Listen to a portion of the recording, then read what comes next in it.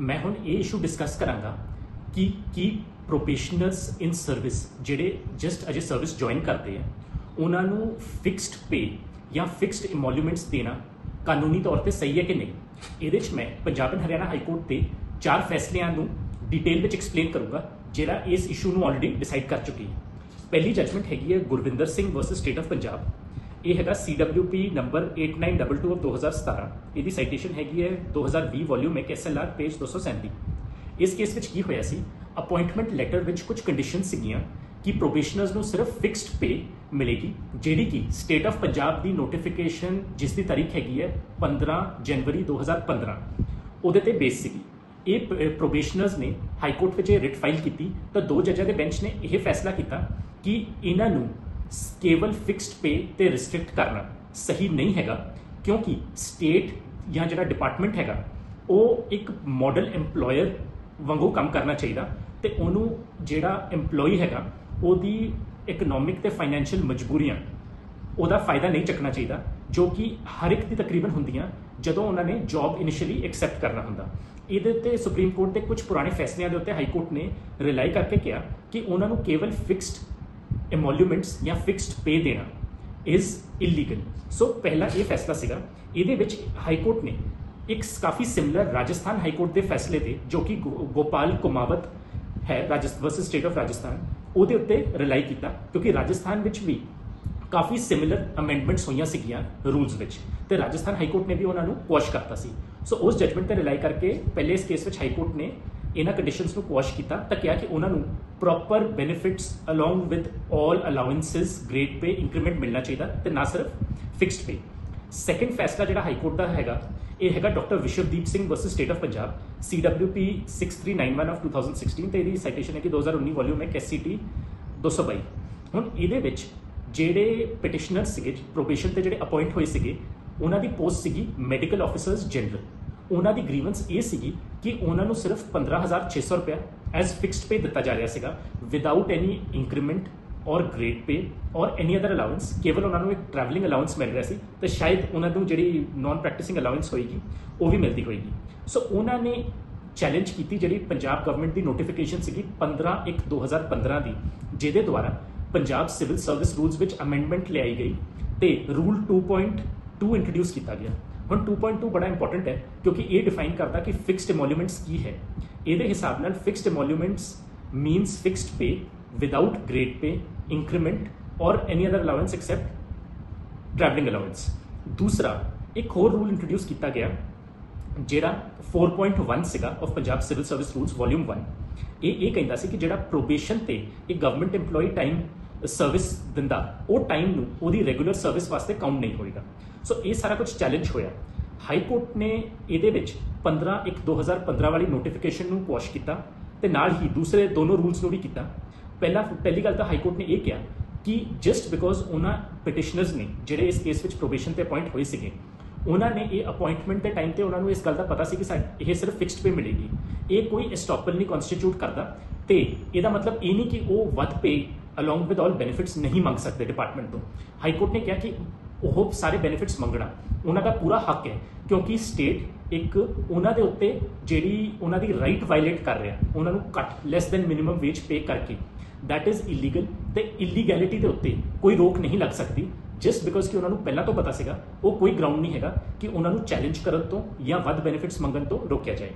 दूसरा स्टेट ने उस प्रिंसीपल के उत्ते रिलाई किया जिहड़ा गुरविंदर सिंह की जजमेंट विच भी ले डाउन किया गया सी कि यह बहुत अनफेयर टर्म्स हैगे जिहड़े कॉन्स्टिट्यूशन के आर्टिकल 14 नूं वायलेट करते हैं एंड जस्ट बिकॉज उन्होंने अपॉइंटमेंट हुई है उन्होंने इन्हां अनफेयर टर्म्स नूं ये नहीं कहा जा सकता कि उन्होंने एक्सैप्ट किया। तीसरी ये कोर्ट ने यह भी नोटिस किया कि doctors who are one of the most important sections of the society उन्होंने payment of less than minimum wages एक बहुत बड़ी इलीगैलिटी हैगी है तो ये अनकॉन्शनेबल टर्म्स है स्टेट के बिहाफ से। तो स्टेट नूं एक मॉडल एम्पलॉयर वालों काम करना चाहिए ना कि अपने एम्पलॉयज़ नूं इस तरीके नाल एक्सप्लॉइट करना चाहिए। सो इस केस में हाईकोर्ट ने इन्हां दोनों नोटिफिकेशंस नूं क्वैश करता। हुण तीसरी जजमेंट हैगी है Ajay Kumar Singla versus state of Punjab. इसका CWP नंबर हैगा 17064 ऑफ 2017 तो यह काफ़ी रीसेंट फैसला है जो कि 16 फरवरी 2023 आया। ਇਹਦੇ ਵਿੱਚ ਵੀ ਪੁਰਾਣੀ 15/1/2015 ਦੀ ਨੋਟੀਫਿਕੇਸ਼ਨ ਨੂੰ ਚੈਲੰਜ ਕੀਤਾ ਗਿਆ ਸੀ ਤਾਂ ਇਹਦੀ ਕੰਟੀਨਿਊਏਸ਼ਨ ਵਿੱਚ ਹੀ ਇੱਕ 22 ਦਸੰਬਰ 2015 ਦੀ ਨੋਟੀਫਿਕੇਸ਼ਨ ਸੀਗੀ। ਦੋਨੋਂ ਜਿਹੜੇ ਹੁਣ ਆਫਟਰ ਦੀ ਨੋਟੀਫਿਕੇਸ਼ਨ ਰੂਲਸ ਦੀ ਅਮੈਂਡ ਹੋਏ ਆ ਐਂਡ ਇਨਕੋਰਪੋਰੇਟ ਹੋਏ ਆ ਇਨਟੂ ਦ Punjab civil service rules volume 1। ਇਹਦੇ ਵਿੱਚ ਵੀ ਹਾਈ ਕੋਰਟ ਨੇ ਇਹ ਕਿਹਾ ਕਿ 15/1/15 ਨੂੰ ਤਾਂ ਪਿਛਲੀ ਜਜਮੈਂਟ ਵਿੱਚ ਹਾਈ ਕੋਰਟ ਆਲਰੇਡੀ ਕੁਐਸ਼ ਕਰ ਚੁੱਕਿਆ ਤੇ ਉਸੇ ਗਰਾਊਂਡ ਤੇ 22/12/2015 ਵਾਲੀ ਨੋਟੀਫਿਕੇਸ਼ਨ ਵੀ ਕੁਐਸ਼ ਹੋਏਗੀ ਕਿਉਂਕਿ ਉਸ ਨੋਟੀਫਿਕੇਸ਼ਨ ਨੇ ਜਿਹੜੇ 15/1/15 ਵਾਲੀ ਨੋਟੀਫਿਕੇਸ਼ਨ ਨੂੰ ਹੀ ਦੁਬਾਰਾ ਲਾਗੂ ਤੇ ਰੀਇੰਟਰੋਡਿਊਸ ਕੀਤਾ ਸੀ। ਇਹਦੇ ਵਿੱਚ ਕੋਰਟ ਨੇ ਪੁਰਾਣੀ ਦੋਨੋਂ ਜਜਮੈਂਟਸ ਗੁਰਵਿੰਦਰ ਸਿੰਘ ਤੇ ਡਾਕਟਰ ਵਿਸ਼ਵਦੀਪ ਸਿੰਘ ਤੇ ਰਿਲਾਈ ਕੀਤਾ ਤੇ ਕੋਰਟ ਨੇ ਕਿਹਾ ਕਿ ਇਹ ਸਾਰਾ ਕੁਝ ਉਹਨਾਂ 'ਚ ਹੋਲਡ ਕੀਤਾ ਗਿਆ ਤੇ ਸਟੇਟ ਦਾ ਐਕਸ਼ਨ ਗਲਤ ਸੀਗਾ ਐਂਡ ਦੇਅਰਫੋਰ ਇਹ ਰੂਲ ਵੀ 22/12/15 ਵੀ ਕੁਐਸ਼ ਹੋਊਗੇ। ਹੁਣ ਇਹਦੇ 'ਚ ਇੱਕ ਦੋ ਬਹੁਤ ਇੰਪੋਰਟੈਂਟ ਪੁਆਇੰਟ ਸੀਗੇ। ਇਹਦੇ 'ਚ ਇੱਕ ਤਾਂ ਕੋਰਟ ਨੇ ਇਹ ਕਿਹਾ ਕਿ ਕਿਉਂਕਿ ਜਦੋਂ ਨੋਟੀਫਿਕੇਸ਼ਨ ਕੁਐਸ਼ ਹੁੰਦੀ ਹੈ ਸੋ ਜਿਹੜੇ ਵੀ ਬੈਨੀਫਿਟਸ EMPLOYEES ਨੂੰ ਮਿਲਣੇ ਆ ਉਹ ਫਰੋਮ ਦੀ ਡੇਟ ਆਫ ਉਹਨਾਂ ਦੀ ਓਰੀਜਨਲ ਅਪਾਇੰਟਮੈਂਟ ਉਦੋਂ ਤੋਂ ਹੀ ਲਾਗੂ ਹੋ ਕੇ ਮਿਲੂਗੇ, ਨਾ ਕਿ ਕਿਸੇ ਬਾਅਦ ਦੀ ਡੇਟ ਤੋਂ, ਕਿਉਂਕਿ ਜਦੋਂ ਰੂਲ ਕੁਐਸ਼ ਹੋ ਗਿਆ ਤਾਂ ਇਹਦਾ ਮਤਲਬ ਕਿ ਉਹ ਕਦੇ ਰੂਲ ਆਇਆ ਹੀ ਨਹੀਂ ਇਨਟੂ ਐਗਜ਼ਿਸਟੈਂਸ। ਸੋ ਇਹ ਸੀਗਾ। ਦੂਸਰਾ ਇਹਦੇ 'ਚ ਇੱਕ ਬਹੁਤ ਇੰਪੋਰਟੈਂਟ ਪੁਆਇੰਟ ਹੋਰ ਸੀਗਾ। ਇਹ ਦੋਨੋਂ ਕੇਸ ਜਿਹੜੇ ਪੁਰਾਣੇ ਸੀਗੇ ਗੁਰਵਿੰਦਰ ਸਿੰਘ ਤੇ ਡਾਕਟਰ ਵਿਸ਼ਵਦੀਪ ਸਿੰਘ, ਇਹ ਮੈਟਰਸ ਵਿੱਚ ਸਟੇਟ ਆਫ ਪੰਜਾਬ ਨੇ ਸੁਪਰੀਮ ਕੋਰਟ ਵਿੱਚ ਅਪੀਲ ਫਾਈਲ ਕੀਤੀ ਤਾਂ ਇਸ ਟਾਈਮ ਸੁਪਰੀਮ ਕੋਰਟ 'ਚ ਪੈਂਡਿੰਗ ਹੈ। ਸੁਪਰੀਮ ਕੋਰਟ ਦੁਆਰਾ ਇਹਨਾਂ ਕੇਸਿਸ 'ਚ ਨੋਟਿਸ ਆਫ ਮੋਸ਼ਨ ਇਸ਼ੂ ਹੋਇਆ ਸੀ ਤੇ ਨਾਲੇ ਸਟੇ ਵੀ ਦਿੱਤਾ ਗਿਆ ਤੇ ਇਹਦੇ 'ਚ ਸਟੇਟ ਆਫ ਪੰਜਾਬ ਦੀ ਬਹਿਸ ਸੀਗੀ ਹਾਈ ਕੋਰਟ ਵਿੱਚ ਅਜੇ ਕੁਮਾਰ ਸਿੰਗਲਾ ਕੇਸ ਵਿੱਚ ਕਿ ਹਾਈ ਕੋਰਟ ਇਹਨਾਂ ਕੇਸਾਂ ਨੂੰ ਨਾ ਸੁਣੇ ਕਿਉਂਕਿ ਇਹਨਾਂ ਵਿੱਚ ਸੁਪਰੀਮ ਕੋਰਟ ਦੁਆਰਾ ਨੋਟਿਸ ਤੇ ਸਟੇ ਲਾਇਆ ਗਿਆ। ਲੇਕਿਨ ਹਾਈ ਕੋਰਟ ਨੇ ਮੇਰੇ ਹਿਸਾਬ ਨਾਲ ਬਿਲਕੁਲ ਸਹੀ ਲਾਅ ਲੇ ਡਾਊਨ ਕਰਦੇ ਇਹ ਕਿਹਾ ਕਿ ਕਿਉਂਕਿ ਸਿਰਫ ਇੱਕ ਕੇਸ ਪੈਂਡਿੰਗ ਹੈ ਸੁਪਰੀਮ ਕੋਰਟ 'ਚ ਜਾਂ ਈਵਨ ਉਹਦੇ 'ਚ ਸਟੇ ਹੈ, ਉਹ ਕੋਈ ਗਰਾਊਂਡ ਨਹੀਂਗਾ ਇਸ ਕੇਸ ਨੂੰ ਨਾ ਸੁਣਦਾ ਜਾਂ ਇਸ ਰੂਲ ਨੂੰ ਨਾ ਕੁਐਸ਼ ਕਰਨ ਦਾ। ਇਸ ਲਈ ਕਿਉਂਕਿ ਸਟੇ ਆਫ ਦੀ ਜਜਮੈਂਟ ਸਿੰਪਲੀ ਮੀਨਸ ਕਿ ਉਹ ਜਜਮੈਂਟ ਦਾ ਅਜੇ ਹੋਲਡ ਕੀਤੀ ਗਈ ਹੈ, ਨਾ ਕਿ ਉਹ ਖਤਮ ਕੀਤੀ ਗਈ ਹੈ। ਸਟੇ ਆਫ ਦੀ ਜਜਮੈਂਟ ਦਾ ਕੋਈ ਹੋਰ ਲੀਗਲ ਸੈਂਕਟਿਟੀ ਨਹੀਂ ਹੈ, ਸਿਰਫ ਇੰਨੀ ਹੈਗੀ ਹੈ ਕਿ ਉਸ ਜਜਮੈਂਟ ਨੂੰ ਫਿਲਹਾਲ ਲਾਗੂ ਨਾ ਕੀਤਾ ਜਾਏ। ਇਸੇ ਵਾਸਤੇ ਕਿਉਂਕਿ ਹਾਈ ਕੋਰਟ ਅਲੱਗ-ਅਲੱਗ ਆਪਣੀਆਂ 2-3 ਜਜਮੈਂਟਸ ਵਿੱਚ ਰੂਲਸ ਨੂੰ ਤੇ ਅਪਾਇੰਟਮੈਂਟ ਲੈਟਰਸ ਨੂੰ ਕੁਐਸ਼ ਕਰ ਚੁੱਕਿਆ ਸੀ। ਮੇਰੇ ਹਿਸਾਬ ਨਾਲ ਜਿਹੜੀ ਹੁਣ ਸਟੇਟ ਆਫ ਪੰਜਾਬ ਦੇ ਫਾਈਨੈਂਸ ਡਿਪਾਰਟਮੈਂਟ ਨੇ 17/7/2020 ਦੀ ਨੋਟੀਫਿਕੇਸ਼ਨ ਕੱਢੀ ਹੈ ਜਿਨ੍ਹਾਂ 'ਚ ਇਹਨਾਂ ਪੁਰਾਣੀ ਨੋਟੀਫਿਕੇਸ਼ਨਸ ਦਾ ਜ਼ਿਕਰ ਵੀ ਹੈਗਾ ਕਿ ਪ੍ਰੋਬੇਸ਼ਨਰਸ ਨੂੰ ਕੱਟ ਪੇ ਮਿਲੇਗੀ, ਉਹ ਵੀ ਮੇਰੇ ਹਿਸਾਬ ਨਾਲ ਅਨਕਨਸਟੀਟਿਊਸ਼ਨਲ ਹੈਗਾ ਇਹਨਾਂ ਜਜਮੈਂਟਸ ਦੇ ਇਹਨਾਂ ਪ੍ਰਿੰਸੀਪਲਸ ਦੇ ਉੱਤੇ। ਇਸ ਦੇ ਉੱਤੇ ਹੁਣ ਕਾਨੂੰਨ ਇਹਨਾਂ 3 ਜਜਮੈਂਟਸ ਵਿੱਚ ਕਾਫੀ ਵਧੀਆ ਤਰੀਕੇ ਨਾਲ ਸੈਟਲ ਹੋ ਗਿਆ।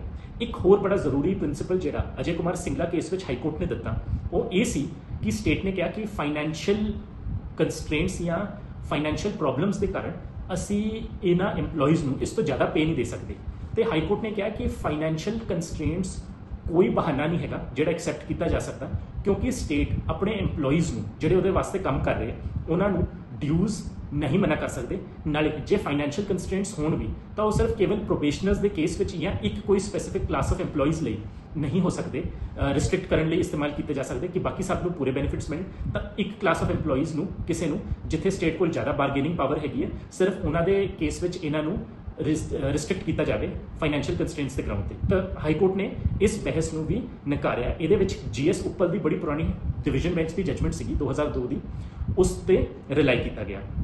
ਸੋ ਇਹ 3 ਇੰਪੋਰਟੈਂਟ ਜਜਮੈਂਟ ਸੀਗੀਆਂ।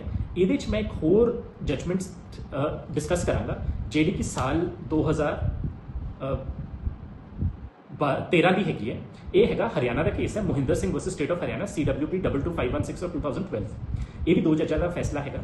ਇਸ ਕੇਸ ਵਿੱਚ ਹਰਿਆਣਾ ਰੋਡਵੇਜ਼ ਵਿੱਚ ਕੁਝ EMPLOYEES ਦੀ ਅਪਾਇੰਟਮੈਂਟ ਹੋਈ ਸੀਗੀ ਐਜ਼ ਡਰਾਈਵਰਸ ਐਂਡ ਕੰਡਕਟਰਸ।